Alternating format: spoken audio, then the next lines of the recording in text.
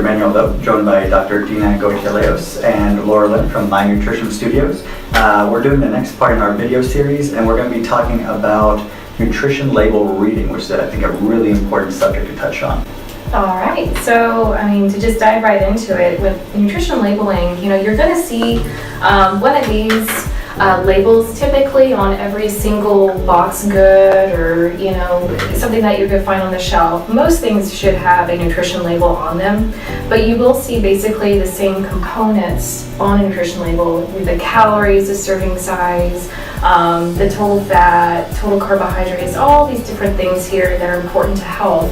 And things that we just want to be mindful of when we make choices going to the grocery store. So I always, talk to my clients, starting with, the serving size of what that actually is, because sometimes that can be a little bit deceiving. Some people end up eating way more than they're supposed to by not following the serving size correctly.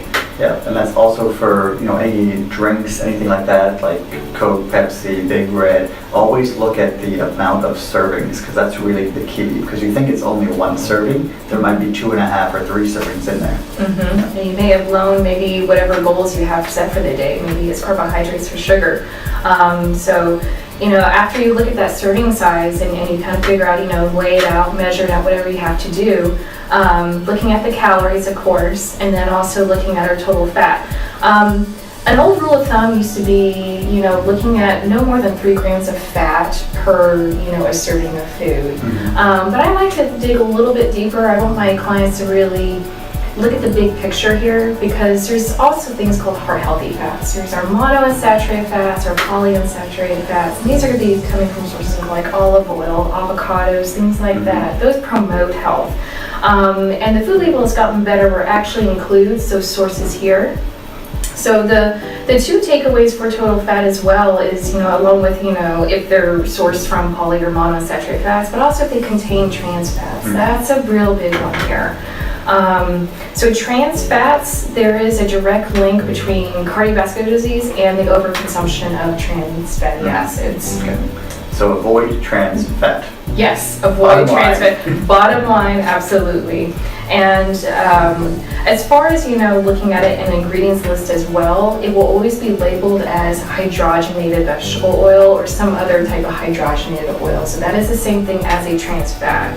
So when you're looking at ingredients label at the bottom of the nutrition facts label here, you should see that in there if it's going to be in there, and make sure that's just, you choose something different, you make a better choice that doesn't contain that.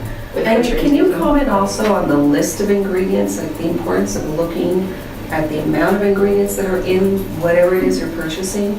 Right, so when we're looking at the ingredients list, the shorter the list, the better. And if you can't pronounce it, it's probably not a good idea. I'm glad you said that. Absolutely. And another thing to be mindful of is that very first listed ingredient is what that food is mostly made out of. So if the first ingredient is listed as sugar, something like fructose or high fructose corn syrup, anything that is an OSE, fructose, maltose, all those guys, of course, dextrose, maltose, yep, those are all sugars. And if that's the first ingredient, it's probably not the best choice. Yeah, and again, if you see hydrogenated oil somewhere in there as well, again, not a good choice either. Absolutely. Perfect. Thank you so much. You're very welcome. So again, this is San Antonio Medical Associates at My Nutrition Studio on Broadway, and we have two locations for our clinic, one on Broadway and the other one in the Nix Professional Building. We provide family practice and internal medicine services. If you would like to make an appointment with one of us, please look at the phone number on our website. We'll be happy to help. Have a great day. Stay healthy, San Antonio.